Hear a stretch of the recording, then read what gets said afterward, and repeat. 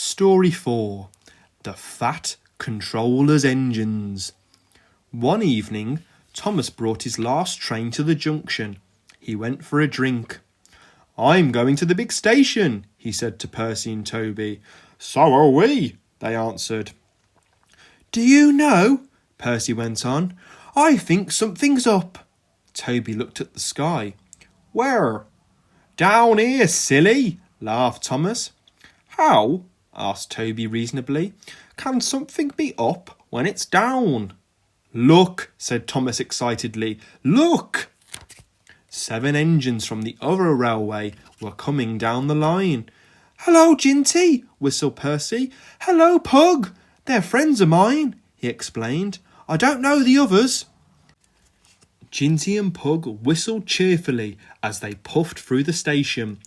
"What is all this?" asked Thomas. "The Fat Controller's got a plan," answered his driver, "and he's going to tell it to us. Come on."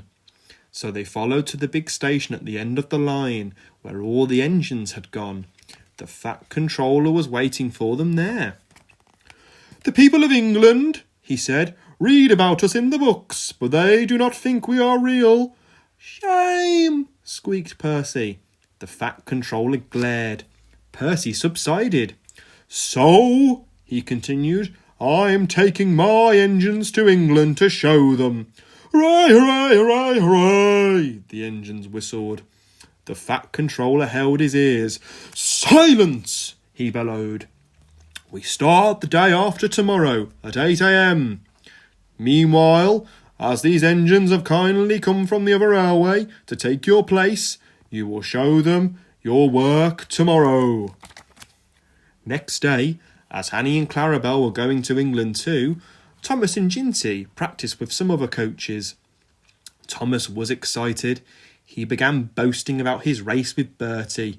"I whooshed through the tunnel and stopped an inch from the buffers, like this." Crash! The buffers broke.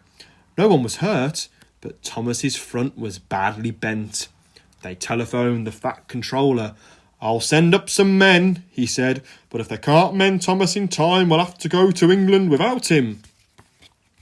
Next morning, the engines waited at the junction.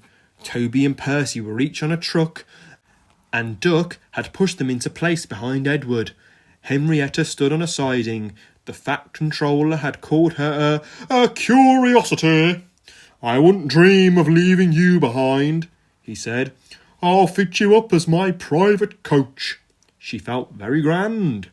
Gordon, James and Henry were in front, and they whistled impatiently. The Fat Controller paced the platform.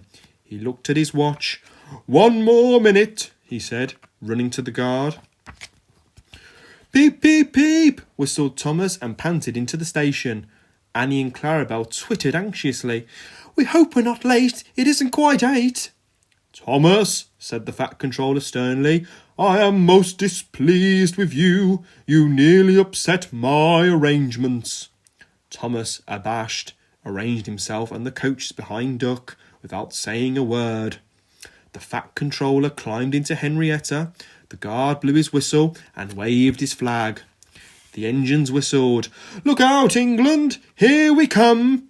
And the cavalcade puffed off. The engines stood side by side in a big, airy shed. Hundreds of people came to see them and climbed in and out of their cabs every day.